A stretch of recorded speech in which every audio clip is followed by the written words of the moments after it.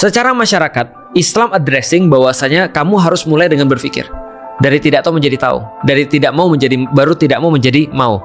Tapi kalau dari segi laki-laki dan perempuan, mereka dikasih kekuatan masing-masing. Laki-laki dikasih kekuatan logik yang lebih besar, perempuan dikasih kekuatan emosional yang lebih besar. Dan kita lihat dulu nih, ini dipakainya kayak gimana. Tapi nggak fair dong.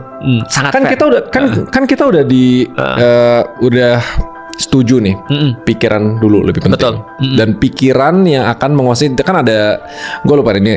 Ya. Ada satu cerita, cara paling gampang untuk ngejelasin analoginya tuh dari Jonathan Haidt, The Ya, Happiness. Jonathan Haidt, ya. Happiness Hypothesis kan, rider sama elephant. Oke. Rider itu pikiran orang yang ngendarain gajahnya, Ya. itu emosinya gitu.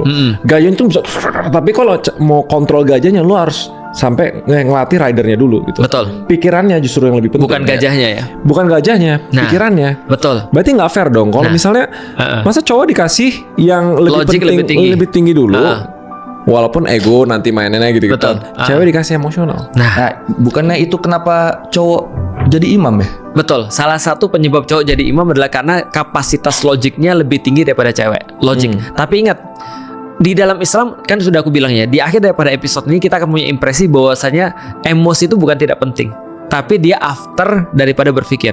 Kalau seandainya pemikiran itu kemudian sama perasaan itu sudah bersatu, dia di dalam Al-Quran itu membentuk sesuatu yang namanya, bukan Al-Quran, di dalam ajaran Islam dia membentuk sesuatu namanya kepribadian. Nah, jadi karakter. Itu tidak terpisahkan antara pemikiran dan perasaan. Oke, kalau gitu kita bahas tentang adil atau tidak. Nih sekarang kita lihat ya. Kenyataannya. Memang betul kita diawali segala sesuatu harus dengan berpikir. Itu sudah harus. Tapi coba lihat ya. In the end of the day, kalau kita mengambil keputusan, itu pikiran atau emosi? Paling sering emosi dulu. Emosi. Orang beli handphone karena emosi. Semua emosi dulu. Semua emosi. Kita pakai baju ini pun karena emosi. Itu kan ya. Misalnya Feren misalnya memutuskan segala sesuatu, itu masih emosi. Kadang-kadang kita nggak pernah tahu. Ini secara logik ini orang lebih ganteng nih daripada orang ini.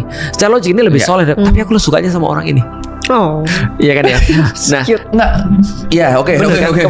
emosi kan. Iya, emosi. Dan ternyata dalam kasusnya perempuan tuh emosinya ternyata lebih berguna daripada ketika dia mikir.